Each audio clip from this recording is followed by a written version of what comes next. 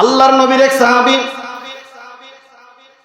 সাআদ যুদ্ধের ময়দানে যাবে। ওনার এক বন্ধু আছেন সালাবা। ওই সালাবার কাছে আমানত দিয়া গেলেন, বললেন ভাই তুমি আমার বাড়িটা একটু দেখে রাখো, আমার ছেলে মেয়ে বিবি বাচ্চা সবাই আছে, একটু দেখে রাখো। সাআদ যখন যুদ্ধের ময়দানে চলে গেলেন, ওই সালাবাকে শয়তান ধোঁকা দিয়ে এমন ভাবে ধোঁকা দিছেন, ওই সালাবা দুস্থ সাআদের স্ত্রীর হাতে ধরলেন। হাতে ধরার পরে সাআদের স্ত্রী বললেন, তুমি তো আমানতের খেয়ানত করেছো, তুমি আমার গড় থেকে বাইর হয়ে যাও, তুমি আমাকে আমানতের খেয়ানত করেছো, আমাকে গুনাহগার বানাইছো, তুমি তো আল্লাহর আইন অমান্য করেছো, তুমি আমার গড় থেকে বাইর হয়ে যাও। শয়তানের ধোঁকায় পড়ে এই কাজটা করার পরে সালাবা চোখের পানি ছেড়ে ছেড়ে কান্না করে, পাহাড়ের চিপায় যায় কান্না করে, আল্লাহ শয়তানের ধোঁকায় পড়ে তো আমি একটা গুনাহ করে ফেলেছি, আল্লাহ আমি তো আমার বন্ধুর স্ত্রীর হাত ধরে ফেলেছি, বেগানা নারীর হাত ধরে ফেলেছি, আল্লাহ তুমি ছাড়া এই গুনাহ কেউ ক্ষমা করবে না। এমন ভাবে শুধু কান্না করে সাআদ যুদ্ধের ময়দান থেকে চলে আসলেন। স্ত্রীকে জিজ্ঞাসা করলেন, আমার বন্ধু সালাবা কোথায়, আমার বন্ধু সালাবা কোথায়? স্ত্রী বললেন, আপনার বন্ধু আমানতের খেয়ানত করেছে, সে গুনাহ করেছে, আমি বাড়ি থেকে তাড়াইয়া দিয়েছি। সাআদ এই কথা শুনে বন্ধুর জন্য পাগল হয়ে বন্ধুকে খুঁজতে বাইরে হইলেন। মক্কা নগরীর মধ্যে পাহাড়ের চিপার মধ্যে যায় দেখে ওই সালাবা চোখের পানি ছেড়ে ছেড়ে কান্না করে, আল্লাহ মাবুদ তুমি ছাড়া আমার এই গুনাহ ক্ষমা করার মতো কেউ নাই। সাআদ ডাক দিয়ে বলেন, সালাবা রে, তুমি যেই গুনাহ করেছো এই গুনাহকে আল্লাহ তোমাকে ক্ষমা করবেন। সালাবা বলেন, সাআদ তুমি আমাকে নিয়ে যাও, নবীর দরবার নিয়ে যাও, আল্লাহ আমাকে ক্ষমা করে কিনা জানি না, তুমি আমাকে নবীর দরবারে নিয়ে যাও। এই কথা বলার পরে সাআদ বললেন, তাহলে আমার সাথে আসো। সালাবা বললেন, না আমি এইভাবে যাব না, যেরকম পুলিশ একটা আসামি ধরে দুইটা হাতের মধ্যে হ্যান্ডকাপ লাগায়, তুমি আমাকে এইভাবে হ্যান্ডকাপ লাগায়া মক্কা নগরীর মধ্যে নিয়ে যাও, মানুষ দেখলে যেন মনে করে আমি একজন অপরাধী। আল্লাহু আকবার, আমি একজন অপরাধী এইরকম যেন মানুষ মনে করে। নবীর দরবারে যাওয়ার আগে হযরত আবু বকর সিদ্দিক রাদিয়াল্লাহু তাআলা আনহু কাছে গেলেন, যায়া এই গুনার বর্ণনা দিলেন। আবু বকর বললেন, গুনাহ ক্ষমা করার মালিক একমাত্র আল্লাহ, জানি না আল্লাহ তাআলা তোমাকে ক্ষমা করে কি করে না, তবে তুমি যেই পাপ করেছো তুমি আমার ঘর থেকে বাইর হয়ে যাও। এই কথা বলার পরে সাহাবা বাইর হয়ে গেলেন। এরপরে গেলেন হযরত ওমর রাদিয়াল্লাহু তাআলা আনহুর কাছে। ওমর রাদিয়াল্লাহু তাআলা আনহু ঘর থেকে বাহির করে দিলেন। এরপরে গেলেন হযরত উসমান রাদিয়াল্লাহু তাআলা আনহুর ঘরে। উসমান রাদিয়াল্লাহু তাআলা আনহু বাহির করে দিলেন।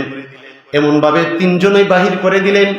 লাশবারের মাথায় নবীর দরবারে গেলেন, ইয়া রাসূলুল্লাহ আমি যেই গুনাহ করেছি আল্লাহ আমাকে ক্ষমা করবে কিনা জানি না। আমার নবী বললেন, তুমি যেই গুনাহ করেছো ক্ষমা করার মালিক আল্লাহ, জানি না আল্লাহ তোমাকে ক্ষমা করে কি করে না, তবে তুমি এই মুহূর্তে আমার ঘর থেকে বাইর হয়ে যাও। এই কথা বলার পরে সাহাবা গেলেন মেয়ের কাছে। নিজের মেয়েও বলে, বাবা তুমি যে পাপ করেছো তুমি আমার ঘর থেকে বাইর হয়ে যাও, তোমাকে বাবা ডাকতে আমার লজ্জা লাগে। সাহাবা চোখের পানি ছেড়ে ছেড়ে পাহাড়ের কিনারায় গিয়া কান্না করে, আল্লাহ আমার গুনাহ যদি হয় পাহাড় পরিমাণ, তোমার রহমত এবং দয়া তো আসমান পরিমাণ।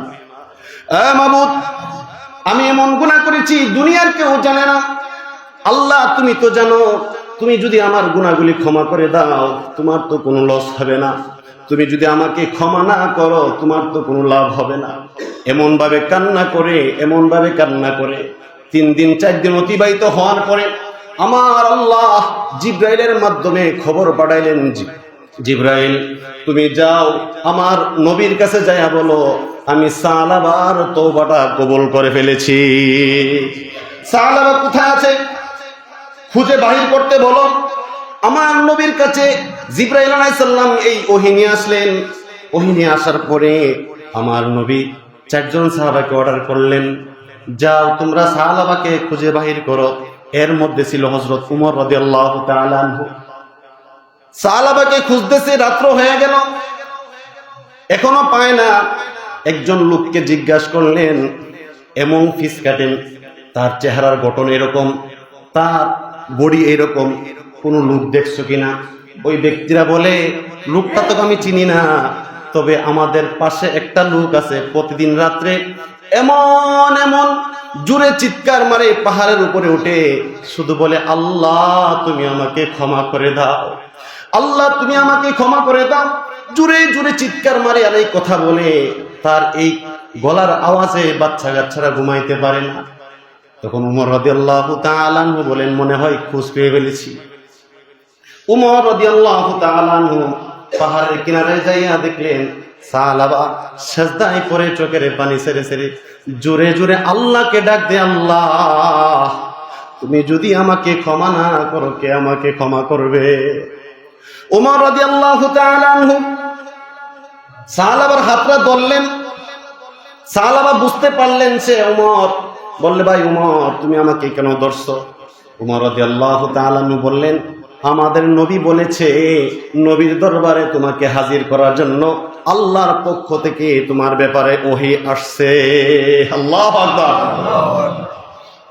সাহাবাকে মসজিদে নববীর মধ্যে নিয়ে আসলেন। ওই সময়টা ছিল ফজরের সময়। ওই ফজরের সময় শেষ রাকাত, প্রথম কাতারে জায়গা পায় নাই, একবারে শেষে দাঁড়াইলেন। আমার নবী ওই মসজিদে নববীর ইমাম। আমার নবী যখন ওই মসজিদে নববীর ইমামতি করা অবস্থায় নামাজের মধ্যে একটা সূরা পড়লেন, আলহাকুমুত তাকাসুর, আলহাকুমুত তাকাসুর, আলহাকুমুত তাকাসুর, তোমাদেরকে দুনিয়ার লোভ লালসা ধ্বংস করে দিয়েছে। আলহাকুমুত তাকাসুর হাত্তা জুরতুমুল মাকাবির, যতদিন তোমরা কবরে না যাইবা ততদিন তোমরা সোজা হবা না।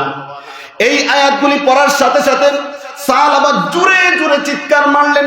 আমার নবী যখন 3 নম্বর আয়াতটা পড়লেন, সাহাবা এমন জোরে চিৎকার দিলেন, চিৎকার দিয়ে অচেতন হয়ে জমিনে পড়ে গেলেন।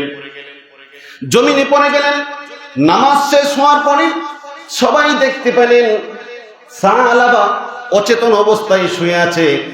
ডাক্তার আনার পরে চেক করে দেখে সাহাবা আর দুনিয়াতে নাই। আল্লাহু আকবার। এই চিৎকার দিয়ে মারা যাওয়ার পরে সাহাবার জানাজা আমার নবী নিজে পড়েছেন। আমার নবী যখন সাহাবার লাশ কাঁধে নিলেন, আমার নবী পুরা পাও জমিনে রাখা হাঁটে না, পায়ের বুড়া আঙ্গুল দিয়া একটু একটু ভর দিয়া হাঁটে। আমার সাহাবারা জিজ্ঞাসা করেন, ইয়া রাসূলুল্লাহ, সাহাবাকে যখন আপনি কবরে আনেন ওই সময় আপনি ডিঙ্গায় ডিঙ্গায় কেন হাঁটলেন? আমার নবী বললেন, সাহাবারা শুনো, এই সাহাবার তওবা আল্লাহর কাছে এত কবুল হয়েছে, আমি সেই জন্যই ডিঙ্গায় ডিঙ্গায় হাঁটছি পায়ের বুড়া আঙ্গুল দিয়া। আমার আল্লাহ জান্নাত থেকে হাজার হাজার কোটি কোটি ফেরেশতা পাঠাইছে এই সাহাবাকে সালাম জানানোর জন্য। ওই ফেরেশতাদের জন্য আমি নবীজি পাওটা সঠিকভাবে রাখতে পারি না। সুবহানাল্লাহ, সুবহানাল্লাহ। সেই জন্য আমি আপনাদেরকে বলি, এই যে কবর, এই কবর কিন্তু প্রত্যেক দিন আমাদেরকে ডাকে। কবর বলে, আনা বাইতুল গরবা, আমি হইলাম অপরিচিত ঘর। ও মানুষ, আনা বাইতুল ওয়াহদা, আমি হইলাম একাকিত্বর ঘর। কবর আমাদেরকে ডাকে বলে, আনা বাইতুত তুরাব, আমি হইলাম মাটির ঘর। আমার কাছে আয় না, আমি কাউকে চিনি না, একমাত্র চিনি যারা আমার কাছে আমল এবং ঈমান নিয়ে আসতে পারবে। আল্লাহু আকবার, আল্লাহু আকবার।